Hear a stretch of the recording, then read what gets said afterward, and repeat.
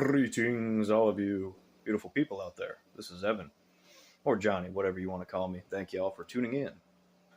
Uh, I'm here today making some coffee on the stove.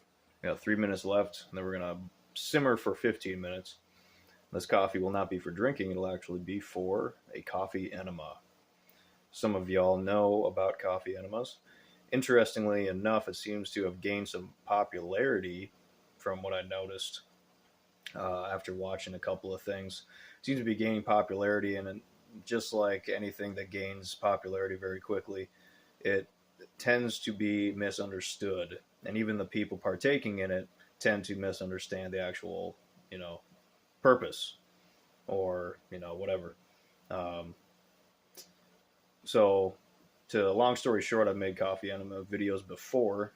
Um, but what they are purported to do and researched by a particular figure named Max Gerson, along with others, I'm sure, that were, at that time working with him, if they were.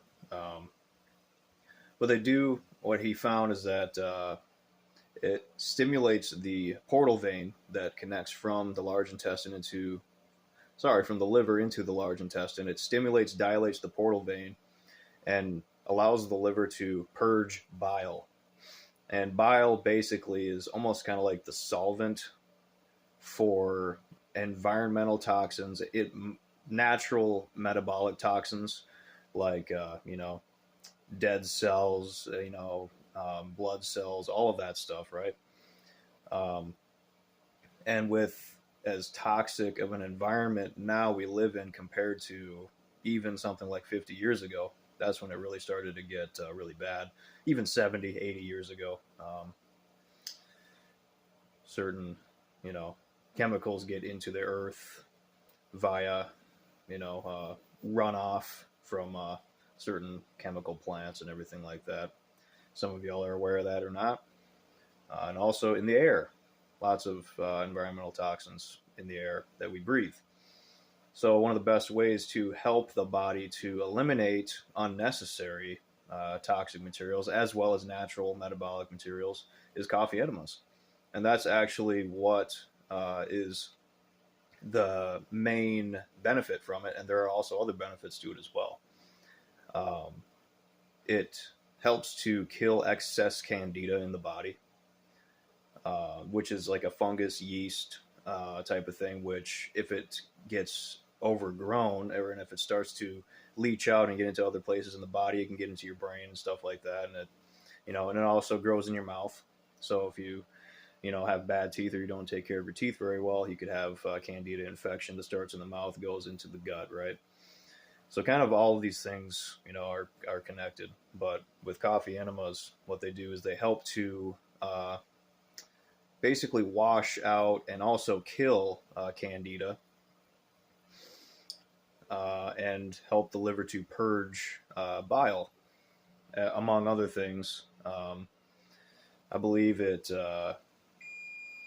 helps you to create more glutathione, possibly growth hormone too as well. There are many people, especially now that it's gained popularity more so, a lot more people these days seem to be doing it for like the euphoric effects of it. Because when you consume, this is actually a very light roast, therapy roast they call it. So it's lighter than a light roast. Even you can almost consider it like green coffee. This is very, very light brown, so very lightly roasted. Some people use green coffee. Haven't, this might be considered that. It's not really green. So, but it's a therapy roast and it's organic, not from the store. It's ordered from a particular website. So, and that helps to mitigate, like if you were to get it from the store, even a light roast is oftentimes too acidic for most people to take as an enema, although it can work. I've done it before. They seem to work decent. But this therapy roast from Cafe Mam is the best. And it's even decent as a drinking coffee, too. I've tried it. Just a very light roast coffee. But what else was I going to say here? So the main thing with taking coffee enemas, obviously, you don't want to take them hot.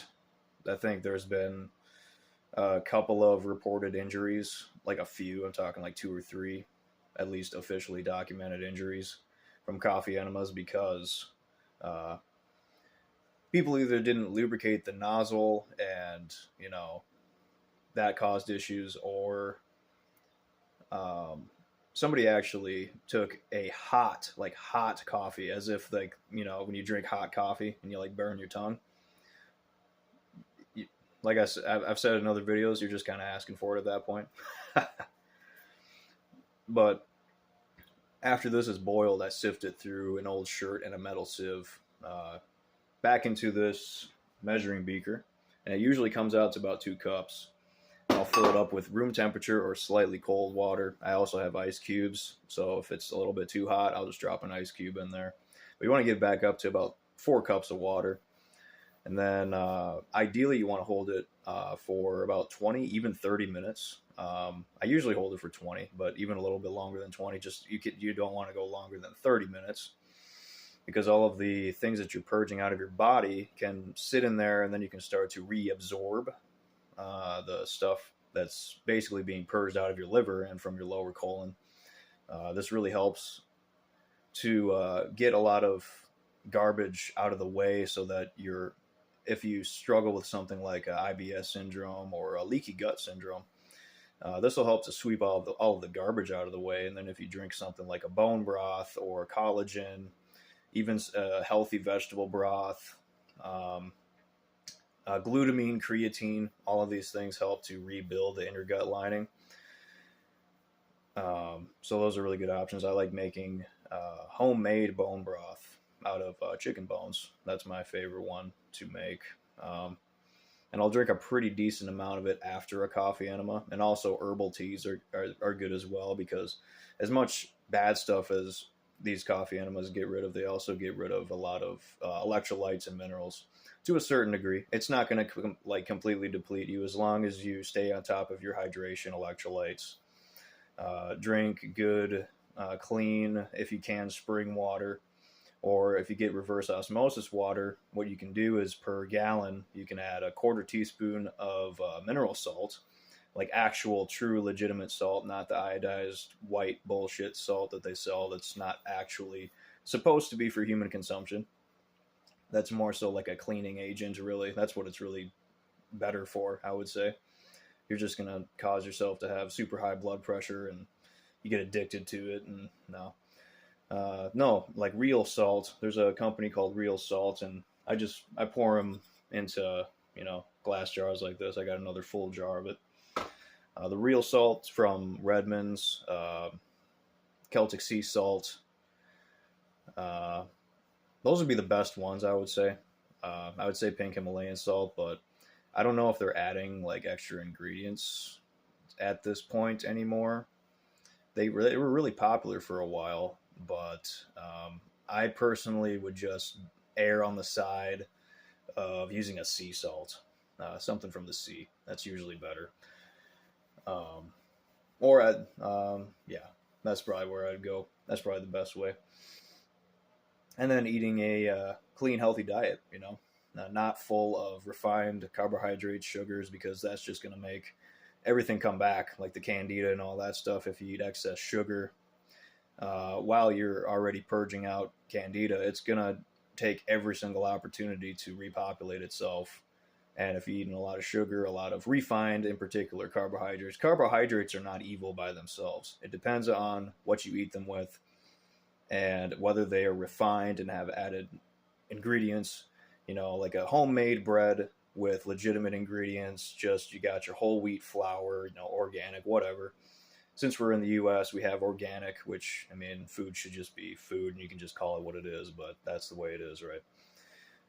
And you got your very simple ingredients. You make that, and that's going to be so much healthier than buying some like Wonder Bread from the store. That's basically just completely and utterly refined of all nutrition that's supposed to be in the bread, right? I'm not saying that eating bread is necessarily the best idea while you're doing like a cleansing thing. But like I said, it depends on what you eat it with, how you eat it, how well you chew your food. All of these different things matter. Overall, good healthy diet, getting your healthy fats, omega 3s, um, proteins, all that stuff. Eggs are fantastic because they have a lot of creatine in them. Um, Certain meats, even like seafood, you're going to get a lot of vitamins and minerals from seafood in particular. Vitamin D as well, and iodine, all that good stuff. Wouldn't be a bad idea to look into something like some kind of like a shake where you get a lot of natural like vitamins, minerals, also some source of a protein, even like a vegetable protein like pea protein. Most people can tolerate that pretty well, and I like the shake that I use in particular from Vega.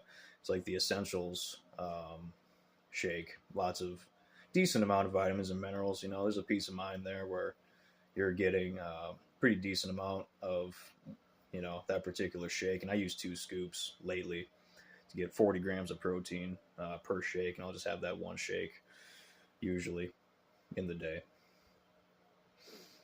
But that's kind of a explanation on coffee enemas, why I personally do them and use them. I've been doing them for quite a while. I haven't like documented how many I've done, but I've definitely done at this point probably hundreds.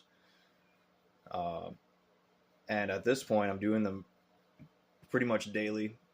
I'll take a break here and there, and I'll just do them on the weekends or weekly.